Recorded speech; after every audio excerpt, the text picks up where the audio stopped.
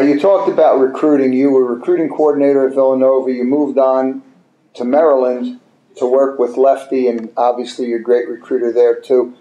You recruited Howard Porter, who's an All-American at Villanova, who came from a pretty low-income background. In Sarasota, and you recruited out of Sarasota, Florida, and you recruited Tom McMillan out of Pennsylvania, and both his parents were doctors, right? Yes.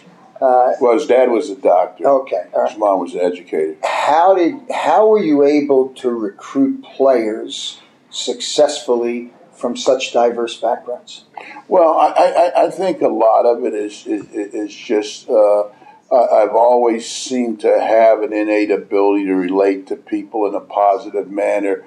In Howard's case, the racial tone in America had something to do with it because all the schools were segregated in the South, and he was and so he was at an all-black school in Sarasota. It was called Sarasota Booker, and so there weren't a lot of choices. We were the only predominantly white school that recruited him.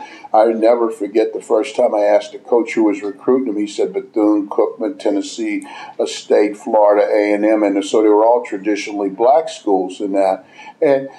And so we were very fortunate. I'd never seen a big guy who could play away from the basket and had the quickness and speed that Howard did. So I would say the racial climate contributed to our ability to recruit him. Obviously, Villanova was a huge attraction, but if we were in today's climate, I'm not sure we could have ever recruited him out of Florida to Villanova. And as far as Tom was concerned, of course, times had changed now, and Tom was living in Mansfield, Pennsylvania, which is up near the state line of New York.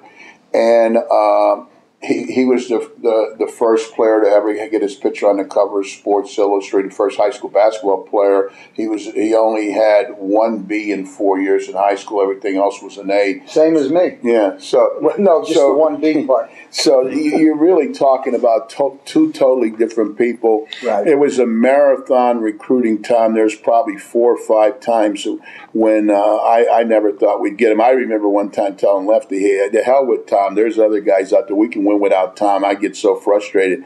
And to the point I told Lefty, I said, "I'm not recruiting Tom anymore. You can recruit him." So Lefty said, "I don't care what you say. We're going to get him." And we did. We went right down to the last hour, but we were able to get Tom.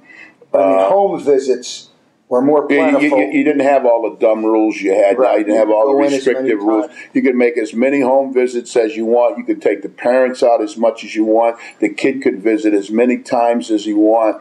And you didn't have all these prohibitive rules that you have right now. But, in another time, in another setting, I could probably tell you an hour of Tom McMillan stories because they would be fascinating just going back and recapturing the recruitment of him over the course of 2 years.